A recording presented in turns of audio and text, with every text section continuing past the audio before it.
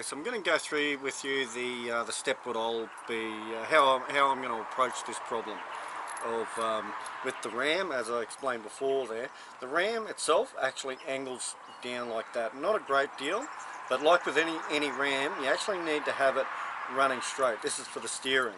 So I've got excavators and so forth myself, and if a ram is offline, you're not getting that true power out of it.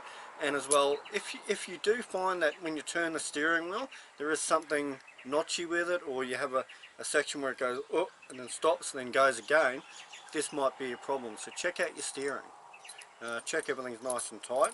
So what I've gone anyway, this was the original bolt that went through, but because what I'm doing is I'm actually increasing the height of the ram, the mounting block, I've actually had to go for longer bolts.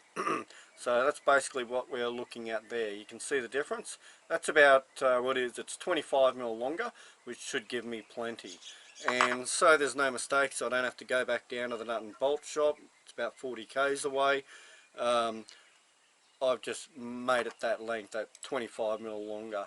I can always cut it off shorter if need be, but instead of having, and that's threaded all the way, so it will work quite well. Okay, so what I've actually done here is that this is the original plate, this is my new bolt. It's going to go straight through here like that. I've actually had another plate made up. A big shout out to Norman Justin. You would have seen Justin, I think it was episode 10 there, racing with us. Great people to have living next door. So putting another plate on here. Now what I've gone down is to a rubber manufacturer, and this is basically 10mm rubber, and so this is what I plan to do. What I will be doing is I will be cutting this out exactly to that size. So instead of just having a metal plate that goes onto the deck of the boat, which is, there's no waterproofing there at all, okay? So what I'm going to do is I'm going to put this 10mm rubber backing there, and this rubber is actually what's going to go onto the deck of the boat, right, where the hydraulic ram bolts through, because it bolts all the way through under the back berth there, and we do the bolt up from there. And so when I do that, this has still got to be cut. I'll show you that in a second.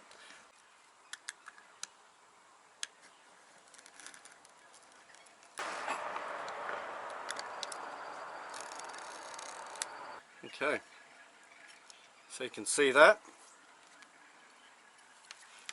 That is pretty nice. Now instead of having a washer, a single washer, which is what they had last time with a nut on the end, which as you can imagine, let me get this, that's not much holding power at all. You need space, okay? So we've actually made up another plate, aluminium again, and this is going to go on the inside of the boat. So if you can imagine, when this all goes through like that, okay, instead of having a flat area of a washer size, which isn't much, you can see that there, I'm going to have this plate here underneath. So that just gives it surface area to hold on, okay? So that'll go on through there, and then what we're going to do is nut and bolt that up. This bolt here will be a lot shorter because we've got thickness of the hull and washers and so forth like that. And as I said, I can always cut that off. I wanted to get a bit longer, so that way then I don't have to travel 40 k's there, 40 k's back. It's another hour, 2 hours by the time I get back. So I can cut that off with a hacksaw if need be, or a grinder. And then what we'll do is washer will go onto there, and a lock nut. Basically a nut with plastic neoprene or whatever you call it in the middle, and that will do that up. Now I'm not going to wind that all the way on messing around with that now, because generally speaking you only should use these once. So you wind it on, you leave it, happy days. Now what I've done is I've gone down to tube manufacturer while I was picking up these bolts, and I picked up stainless steel tubing, because what was happening beforehand, I mean apart from that nut being loose and everything being able to move, that was rubbing on that. So what I plan to do You can see the tube, and it's important to note, take the old bolt with you, or whatever size bolt that you choose to use, take it with you. This here cost me $5. It was just, and it wasn't even an off-cut. He actually cut this off a big long length for me, so $5. I'm going to put this over like that, and cut that off, you know, wherever, probably around about there, and this sleeve will be actually fiberglassed into the deck, okay? And I will have this slightly a little bit proud above the deck, probably only a couple millimeters, just to keep that water out. So it's going to be like a little high riser. And so when I put this rubber on, this rubber, when I, you know, nut and bolt it on, I want this rubber to actually be in there, okay? I want it to be actually indented in there slightly, okay? So that's going to create a beautiful seal and no more water. If you're getting water in your boat, have a look, because I know that's where my water was coming in. Okay, so now I've rounded the edge off here. You can see here that the sleeve here, this is 35mm long, by the way. That will go nice beautiful fit through there. Hopefully you can see that. I've made it pretty good. I've just gone and got a little round file there, a little baby one. Okay, so now I'm inside the boat, under the back berthing here, the double bunk or queen size I suppose. Now because probably like most of us boaties, I do all of my projects basically by myself, single-handedly. So what I've done here is I've actually got a roll of tape underneath, because I want to fiberglass that pole in there, that little sleeve that I'm going to put in there. I want to fiberglass that in there. Now my arms aren't long enough to go all the way around, unfortunately, but I'll show you my little thing what I've done. So once again, I've got the roll of tape here, the plastic stuff, and this is what I've done. So, taped up underneath, just cross taped, so that way then I can actually put my sleeve through and that will sit on this little mark here.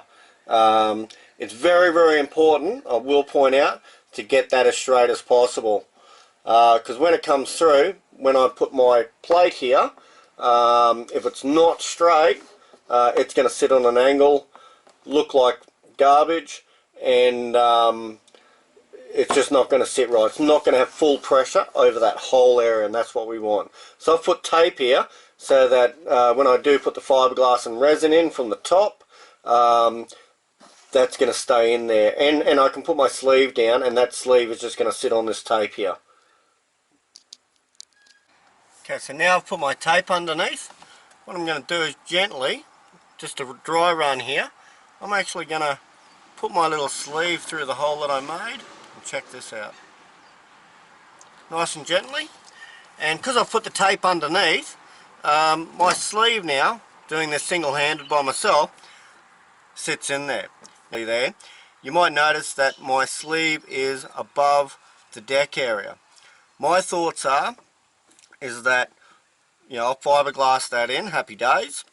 But when I bolt this system down onto here, because remembering I've got that 10mm rubber that's actually going to be onto the deck here, okay, so that sleeve there, when I bolt it on, because I'll have my backing plate, or which I will need two people to do this, when I bolt it on, that sleeve I want to push into the rubber, okay, so I don't want that sleeve going down. I want it to actually push up into the rubber and stay proud of the deck. What I'm actually trying to do here is I'm actually trying to make a wall. Now, it's not easy, but I reckon we can do this. So I'm dipping my zip tie. You can see that there. You can already see it starting to go off a bit there, which is great. That's what we want. We want it to be sticky. And I'm trying to make a bit of a wall around it. Okay, so when I do the next stage of this, and I'm going to let this dry, that will look really, really cool. Okay, try not to drip too much of the fiberglass everywhere, because yes, it will be painful. Okay, and I'm quite literally just shoving this in the hole. So now what I'm going to do I'm going to put my little sleeve in here. And see how that just sits up there nice and proud? Beautifully. So now what I'm going to do is I'm going to pour. You can see the resin. You probably can't. It's actually nice and sticky. This is what we want. This is exactly what we want.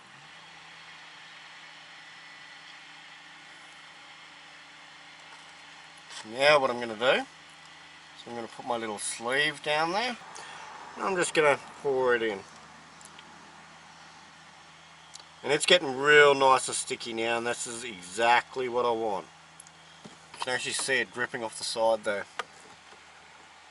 Best of your ability to have this rod as straight as humanly possible.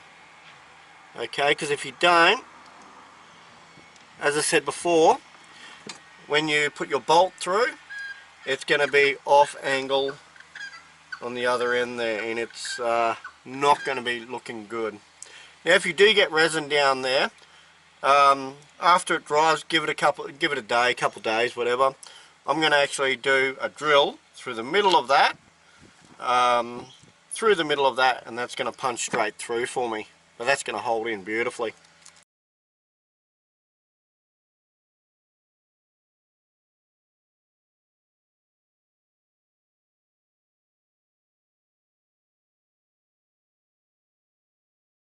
I don't even have to sand that. First time I've tried this, and I'm as happy as can be. That's wicked. Okay, so that's my plate in there. That's the bolt. That'll go all the way, went all the way through the hole there.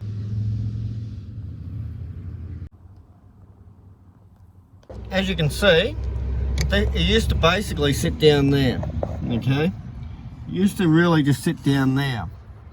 So you can see the angle going down wouldn't have had great push. Now that it sits up there, the piston sits a lot straighter. I'm going to get a lot better steering out of that. So rather than down here, it now sits up there. Well, it used to sit sort of basically there, so a couple mil off the deck. Now it sits up there. That's going to give us far better pushing power. She's going to work a whole lot sweeter.